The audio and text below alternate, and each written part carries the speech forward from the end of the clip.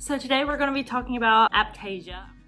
I'm probably saying that wrong as well. Again, most of my pronunciations come solely from reading, not from hearing other people say it. I have Aiptasia in my tank. I suspect most of us at some point will have Aiptasia in our tank. It's one of those pests that's really hard to avoid. What it is an anemone that likes to propagate a lot and stings our corals. So it's a bit of a nuisance. There are different biological ways to try and control the Aiptasia. There's also chemical ways. I've tried them all. Some of the biological ways include peppermint shrimp and filefish. I haven't had luck with those. I know that some people say that peppermint shrimp never eat Aiptasia, and if you have a peppermint shrimp that's eating Aiptasia, it's probably actually a camel shrimp. I've tried peppermint shrimp 3 times. The first time I was like, okay, maybe it was a camel shrimp, and I caught him eating, like pulling out the polyps out of one of my stylos, so and caught that on camera. So this is that stylo. You can see it's doing really well. Everything that I had in my BioCube up until this point had been growing really nicely. This was a blasto I also had in the tank. It had been in the tank for probably a month and a half. Here's the peppermint shrimp that was eating the corals. I thought he was really pretty though. So I woke up the next morning and this is what the stylo looked like. I was in a total panic because it had been looking really good and I couldn't think of any reason why it would suddenly have died off like that. So I went to Reef and posted this photo. Nobody came up with the idea that maybe a peppermint shrimp was eating it. By the next day it was down to nothing. I will say it did come back after I took out the peppermint shrimp, so that's good news. Then this blasto started to die on me. That made me go into investigative mode. I just couldn't see how lights or alkalinity or something like that would cause all the corals to die one by one. To me, if it was any of those things, everything would have started looking bad at the same time. The peppermint shrimp would always hide when he saw me, so I had to act like a PI. I finally caught him actually eating the coral. Once I got him out, everything started growing again without any problems. So I'm sure that was the issue. So he was 100% eating live coral. So I took him back and the silo grew back and it was fine. The second time I tried, I was like, okay, maybe I just had a camel shrimp, not a peppermint shrimp. So I did a lot of studying on the morphology. I'll try and post a picture around me of the different morphologies of shrimp.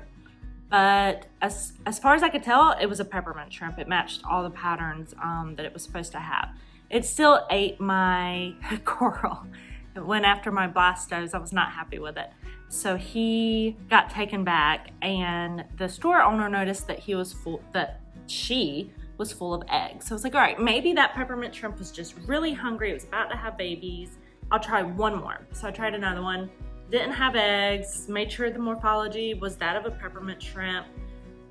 Still ate my coral. So I'm never putting a peppermint shrimp back in my tank. And I've tried twice with filefish. The first one got bullied by my 6 line. And I had to take him back because actually he may have died. I don't exactly remember. I just remember my 6 line had to get removed out of the tank around the same time. 6 line wrasses can be incredibly mean. My second filefish I tried, I added 2 chalk bass at the same time, so that way there was something to spread some aggression around, and he was fine. He wasn't getting picked on, but he was eating my corals. He ate every one of my favias and almost all of my egg cans in less than 24 hours. So needless to say, he went to the sump and then eventually went back to the pet store. During this time, I had been looking at a type of nudibranch called Berghia. I'll put the spelling somewhere again.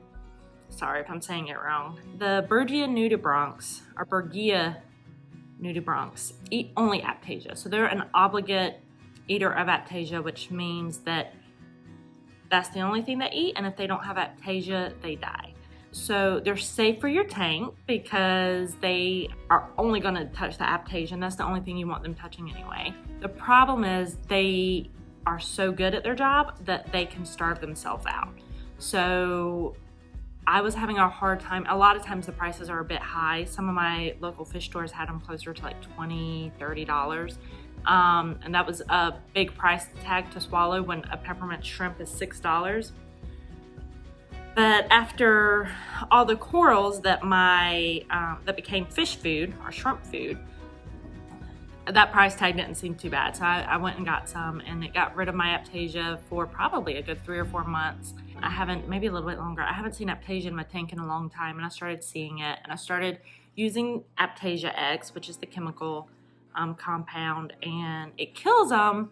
But I kind of have to agree with some other people about the idea that it may stress the Aiptasia enough so that they actually put out spores or babies or however they reproduce, because I've been using the Aiptasia-X for probably about 3 weeks, and this time the number of Aiptasia I found in my tank increased probably like tenfold. Maybe they were going to be reproducing like that no matter what, and the Aiptasia-X is just a red herring. Or maybe there is something about it that does cause it to ultimately spread.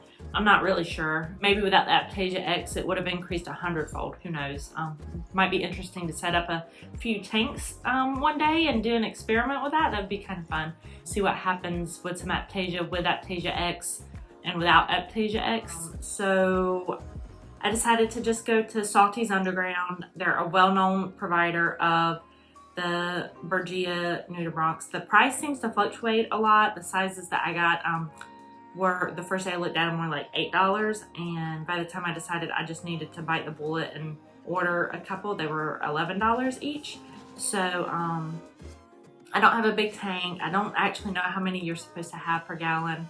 What I've gone by is 1 for every gallon you have plus 1. And that's because you want them to meet up with each other and have babies, because it's their babies that really going to get your Aiptasia under control, not the couple that you put in to begin with. So if you have a bigger tank, like 200 gallons, and you have a lot of Aiptasia, it's probably worth it to spend a few $100s to get a bigger pack. I don't know if you would need 200, but I know that they sell them up to 25, counts of 25 and 100, so you can save a little bit of money when you buy them in quantity.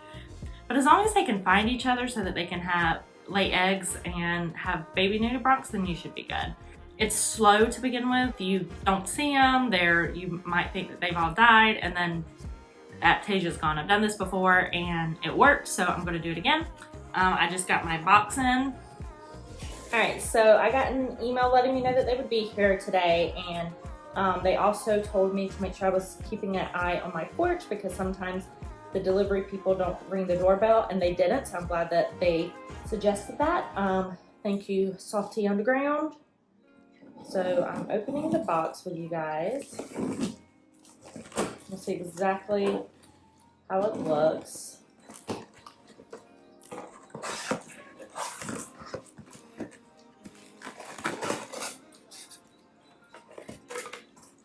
So it's packaged pretty well. We got some peanuts. We got this container with a pipetter. Okay, let me just double check nothing's in here, making a mess. The instructions are, I guess technically on the top. I opened it from the bottom. So I ordered 7 or 8 of these. Can't remember the exact number, but you see most of them are up at the top. I see that most of these are at the top, so I'm going to be really careful opening up the lid because I don't want to hurt them. They send you a piece of paper that tells you the parameters that they have in their tank, and my parameters are exactly what they had. Man, this tape is stuck. So because my parameters are so similar to theirs, they say that you can acclimate them a little bit quicker. I did it pretty fast whenever I put them in the first time, so obviously the only way to know for sure would be me testing this water, but it's a cold day outside, so I'd rather try and get these in sooner than later. And that's what they suggest too, is that if the temperature was extreme, to try and get them in quicker. All right, so I'm carefully opening this so I don't accidentally smush one.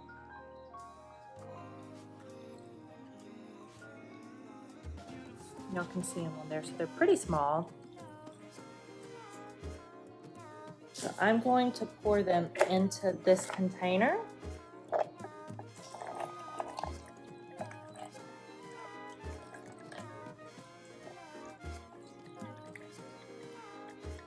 Try and get them acclimated a little.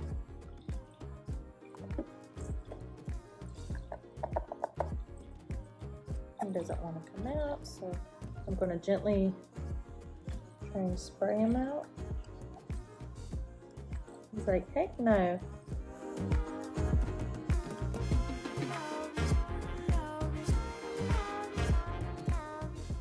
Alright, so see, there's the two are still in there, so I'm hoping that eventually they'll decide to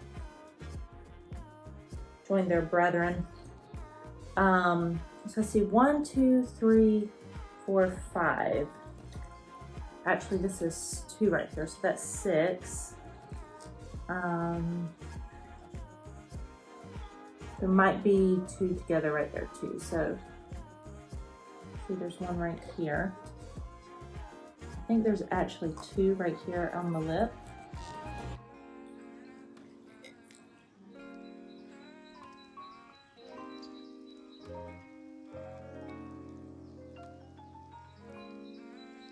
They're really cute. I wish that you could keep them alive longer. I actually really like them.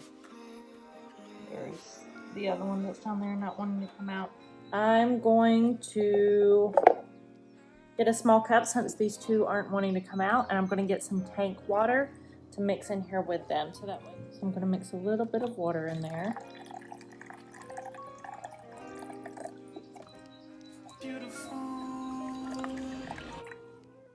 They've definitely been adapted to living on a reef environment where there is a lot of surges going on because they can hold. All right, so I am going to cut my flow in the tank so that I can put the Berghia in. I fed the fish a few minutes ago, so hopefully they won't think this is food. Stop. So I'm going to try and gently suck these up. They're not wanting to come loose though.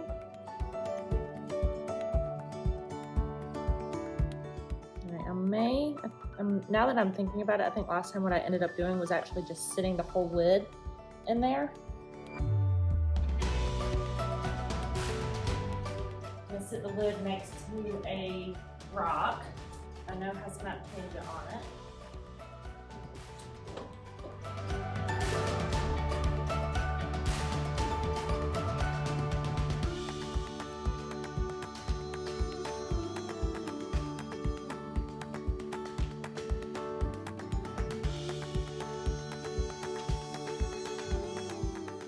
He seems to be pretty happy. If I had a GoPro or something, I would set it up to watch him make his way over to the rock.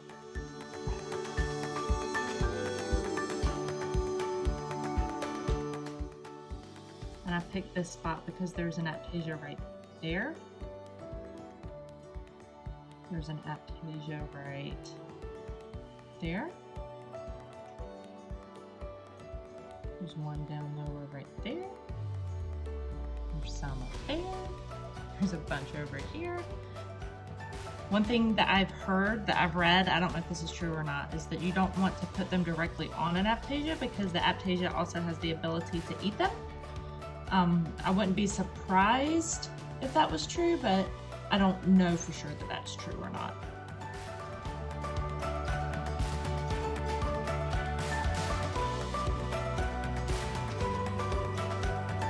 Alright, so I've got this little guy in the pipette. And I'm going to try and keep them all near each other so that they find each other faster and hopefully start laying babies immediately. And let him crawl out, and that worked a little bit better. So that's the one that just crawled out of the pipette. The fan just came back on, so I'm gonna have to turn it back off. So we're not done putting them in. All right, let's see if I can prop it up that way so y'all can see what I'm doing. All right, this one again doesn't want to come out on his arms, so I'm just going to sit him here and let him crawl out.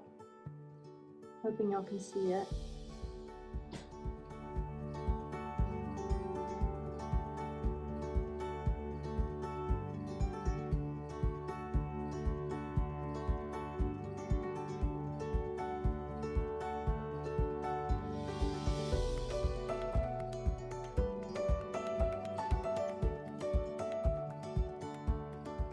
There we go. This one's a really cute one.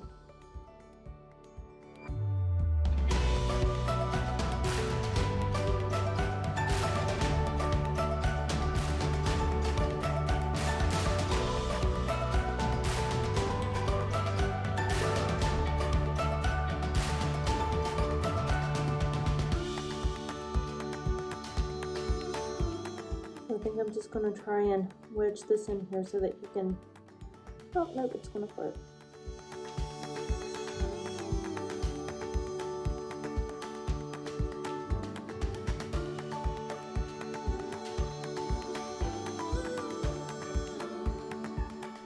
There we go. Now he's attached to the rock. I just had to convince him to let go of the pipetter.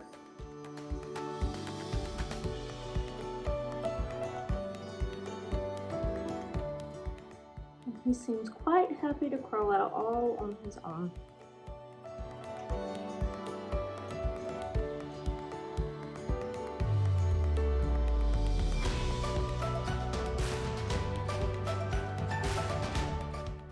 Alright, so this time I tried to keep him at the very tip. There he goes. So hopefully they start egg laying again here soon. It might actually be a good idea to put the whole container in, especially if they've been laying eggs along the way.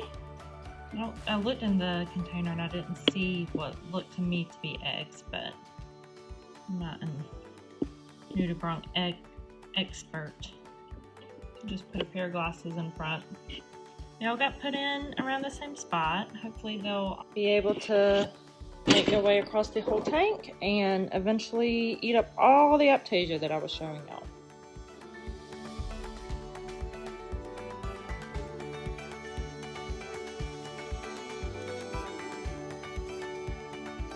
Definitely my preferred method of getting rid of Aiptasia.